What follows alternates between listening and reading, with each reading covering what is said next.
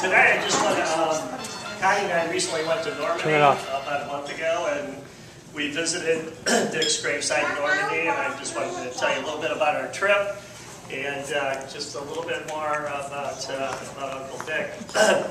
We got to Normandy. Unfortunately, it was Victor's Day, so we had a lot of traffic up, but Connie had the foresight to hire a tour guide named Nicole, and if you guys ever go there, that's a very smart thing to do.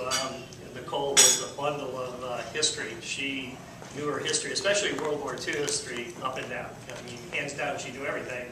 And she had done a little bit of research on Dick per Connie's information that she sent over there. So we met Nicole at our hotel at 9:30, and the first thing she gushed about was she said, "We loved the Army Corps of Engineers." She said because they came in and they rebuilt the roads and the water system, the houses that the Nazis had torn down.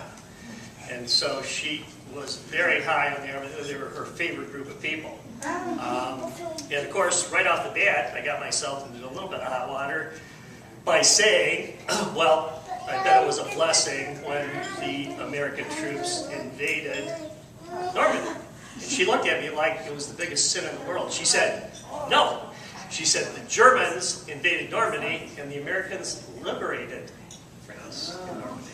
So there you go. So don't ever say that if you it was a faux pas. So at any rate, I did the driving and she gave us directions. And one of the things you'll notice about Normandy, and it had an impact on the war too, are these hedgerows. They have narrow roads with hedges that are probably between 8 and 12 feet high. And inside is the farmland, and that's how they farm. Unfortunately, the Germans flooded the hedgerows. That was part of their deal to prevent the farming. And part of the battle that Uncle Dick referred to, he said in his letter to Granny on July 17th that the fighting was very sneaky, and that his football background essentially helped him because you had to think on your feet, it was quick. There were Germans behind these hedges, and it was kind of first shoot, first, you know, it was that kind of war, and the hedgerows played a big part in that. And on the way to St. Mary-Glise, we went by this old bridge, and she said, your uncle crossed that bridge, I'm sure, because everybody was headed towards Berlin, where Hitler was, and she said he had to have crossed that bridge, which was pretty cool, because we were about a half a mile from there, and it just kind of gave you a sense of the terrain that he saw when he was there. So we arrived at St. Mary-Glise, and that has the distinction of where D-Day really started. That's where the first paratroopers were dropped at 0.15 hours. That's 12:15. And the drop, they dropped 14,000 paratroopers. 2,500 died. They had a lot of issues. They dropped them by plane and by glider. The problem was the weather was bad, the radio contact was bad, and a lot of the paratroopers, unfortunately, were dropped into the ocean or into the hedgerows that were flooded. Some of these poor guys died in the hedgerows in 3 feet of water because of the weight of the parachute. So there's a famous picture there with a paratrooper that got stuck in the steeple of a church. They've done a mock up of that and hangs there. And, I think he actually survived. I think he played dead and watched the liberation take place and cut it down the next day. But that's where you see it in the war movies where they have the bright lights and these poor paratroopers are coming down and they're just, you know, sitting ducks. So you get kind of a sense of the war feel, at least I did, you know, and the tragedies and the problems they had and all the deaths that occurred. A lot of these guys didn't even get off a shot. And then from there, and another advantage to having a tour director, they know where there's little spots of interest that nobody else does, the general public does not. So we went to a chapel or a small church that was built in the 9th century, and that actually served as a hospital or infirmary to the point where there's still blood-stained pews. Wow. And they have put stained glass up representing not only the Army Corps of Engineers, but the Rangers. And so it's a very special church that I don't think a lot of people have seen before. And then from there, we went to Utah Beach, and that was actually taken over by the American troops very easily. I think there were only 62 Germans defending that.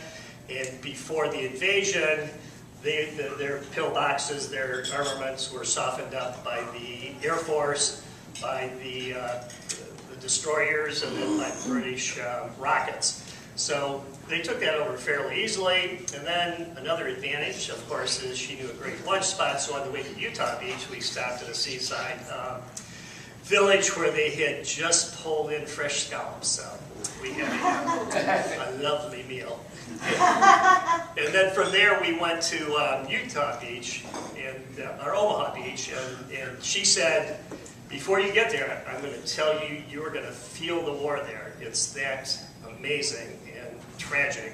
And so you get out and you see these pillboxes that are cement and steel, and the bomb craters are there. And unfortunately for the guys that came on at Omaha Beach, the guys missed their targets. In other words, there were 645 Germans there, and they were not softened up. The Air Force missed, the destroyers missed, the rockets missed, so these guys were just sitting, waiting for the Americans to land and board and come up the beaches, and they let them come up, and then, you know, the rest. So that was very interesting, but the thing that struck me the most was the obstacles that these kids faced as they came on to the beaches.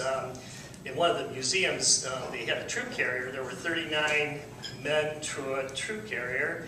And the interesting part was the bottoms of these troop carriers were made of plywood. And of course, the seas that they came in on were very rough. The wind was blowing, and of course, you know, it's like being on a gym floor. So all these kids came in to face the machine guns, the landmines, the barbed wire, and they were all seasick. I mean, they were just sick as dogs to face that stuff. So. And then you see the vertical dimension of the cliffs that these guys had to get up on under all of this, you know, fighting that's going on and the machine guns, etc. And it just kind of is unbelievable. Amazing. Yeah. So, so we went there, and then we took another trip, of course, to the Normandy cemetery where Uncle Dick is buried. And Connie had prearranged that we would have a wreath of flowers that we were going to present to his gravesite. So when we got there, and once again, the advantage of the tour director is we got right up front, parked in a great spot, and got right in. She had the director of the cemetery meet us, and he said, well, he said, you can go to the gravesite and put the flowers there and do the ceremony, or you can present it at the big monument. That way you can honor not only your uncle, but all the other soldiers that died. So I used to do that. So we went out in the big area, and the first thing they did was play the national anthem, and then they played taps, and then we walked up, presented the wreath, and put it at the base of the statue. And then we came back, and they had a moment of silence, and then we went to his gravesite. And you will see on the grave that there is kind of a brown sand in his name and his rank, and they do that with for pictures, etc. But they get the sand from Omaha Beach, and he comes off it, and he puts the sand in. He takes a little sponge and makes it real nice. And so we have the flags there, and we of course took pictures and said some words to Uncle Dick. And the cemetery is interesting. There's 9,387 soldiers buried there. There are 8 that are not Americans. There's 5 Indians. There's a soldier from Scotland, a soldier from Ireland, and a soldier from Mexico. And there are 3 women buried, 4 women buried. There are 3 from the Army Corps, from the Red Cross.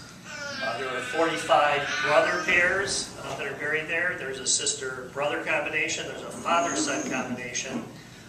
There are 3 generals buried there, including Teddy Roosevelt's grandson, who's actually very close to Dick's plot. He's just down towards the sea, a row ahead. So that was very touching, and like you know, Bill said and Carl said, people that have been there, you don't come away with a dry eye. You feel lots of emotions. It is very moving and a little bit overwhelming.